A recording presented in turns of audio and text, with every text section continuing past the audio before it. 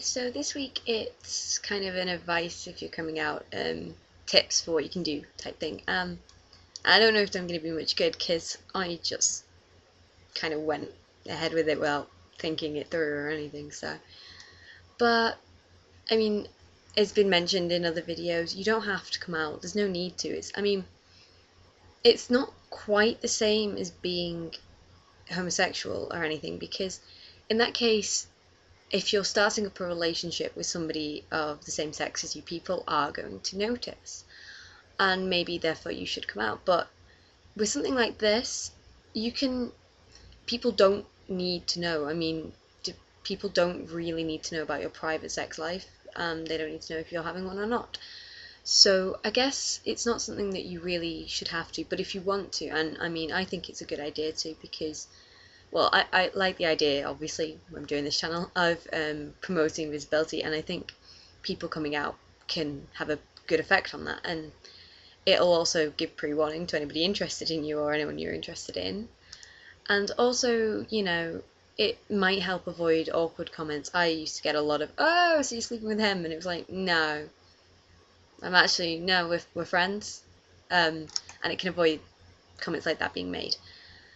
But yeah, advice on coming out. Well, if you're confident and don't really care what people are going to say, you can take my method, which is to just go, hey, I'm asexual. I have no sexual attraction to people.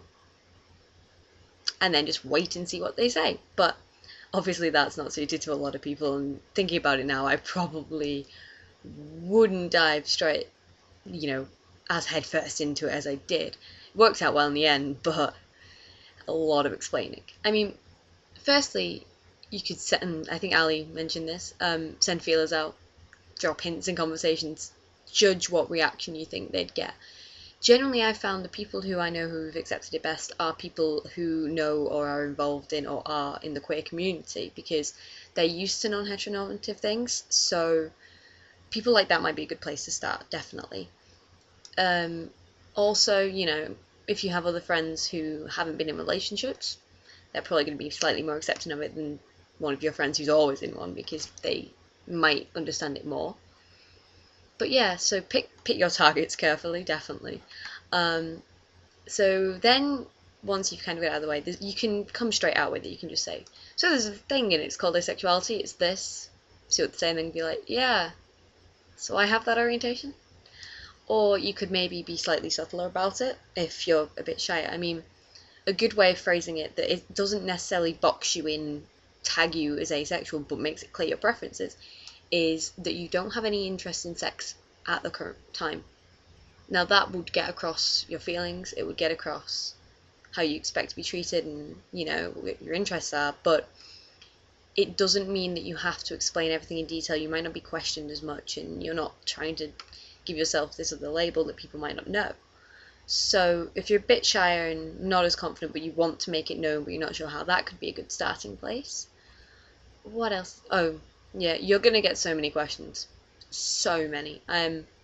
Some of the ones I've got, the common ones, is, but you've had a boyfriend. In which is a good opportunity to make sure you know your stuff and go on about the difference between a romantic and a sex drive, if you are a romantic. And I just explained that one away by saying, well, you know how you can like somebody and not have sex with them, but you can have sex with someone you don't like and they're separate. And luckily the person was like, yes. I was like, well, I have one and not the other. And he just went with that. So, you might find it a little more difficult, but if you can find a good way of explaining that, then that's always a good one. And again, people mentioned forums and different things like that might be good places to look for advice on that. Another question I've got would be, but you're so flirty and affectionate. Of which I just say, well, you do that with people you don't like, and they tend to agree. What else is that you'll get asked? You'll probably get asked a lot more detail on what exactly it means, especially if the person you're telling is somebody that's interested in you or you're interested in them. You might get asked, like, what would it mean in a relationship to you, whether you would ever have sex, what about children is a potential one as well. And they're all things that the answers will vary from person to person. So you really have to sit down and think about what you're going to say. I didn't do this, as I said, but I reckon a good way of doing it would be to kind of write down everything you want to make sure gets explained clearly, and look through potential questions. Think about what you'd ask somebody in your position, or maybe if you're already out to somebody, ask what they'd ask you if they didn't already know, and then plan answers to those questions, because then you won't be caught like not knowing. And it's a good way of making sure people believe you is if you know what you're talking about. What else? Be confident in how you approach it. Don't let that people back you down. Don't kind of go, oh well maybe, or oh I didn't think of that. Make sure you are confident. You don't have to actually be confident in it. You can be quite shy or introverted in this, but if you are confident in what you are saying, people will respect that and they will believe you. And if they don't, well then they're idiots. And really, I mean, you shouldn't let them bother you. I mean, if you try and be very open about it, as if, you know, you're explaining it to somebody, you're saying, well, you know, I have a romantic drive and not a sex drive, and they look at you and go, really? I don't believe in that. Well, you can just go, well, it's true for me. I'm the one experiencing it. Some people obviously have both and then can't separate them, but as I've only ever had one, I wouldn't know, but I know I've only got the one. And then if they argue with you, then you can just say, look, it's a subjective thing. It's in my head. You can't get in there. You don't know. And, you know, if they're going to carry on after that, then they're not really worth it, because they're never going to understand if they can't understand that.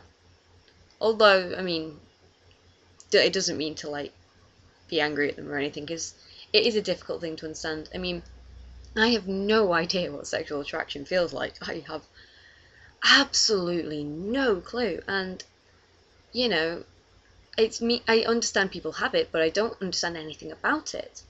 And it's the same in reverse for them. They understand in principle what sexual attraction is, but they don't understand what a lack of it would feel like, or how it would feel to care about somebody and maybe not have that. So you have to be patient with the person you're coming out to and maybe not expect them to understand. But the more clearly you can explain everything, the better it is for both of you. So I don't really have much more to say on that, because, as I said, I just ran head first into it. But yeah, be confident, know what you're talking about, explain that, you know, they can't tell you what you feel, it's in your head, it's in your heart, it's nothing to do with them. They can't say, like, for instance, you know, if you ran up to them going, I'm in pain, they can't say to you, no you're not, because you're the one in pain and you're the one that knows. Make sure you have planned questions and answers and everything. Don't be annoyed if they don't understand, but try and explain things. The best thing you can wish for, really, is maybe somebody who doesn't understand but accepts it. A lot of my friends are like that. They don't quite get it, but they know I have that, so, you know. And take it slowly is a good method. Find a few people who you can come out to who understand you, and when they do, then you've got a support group for if other people don't. But yeah, so that's pretty much my main tips on it. I hope this has helped at all, and I will see you next week.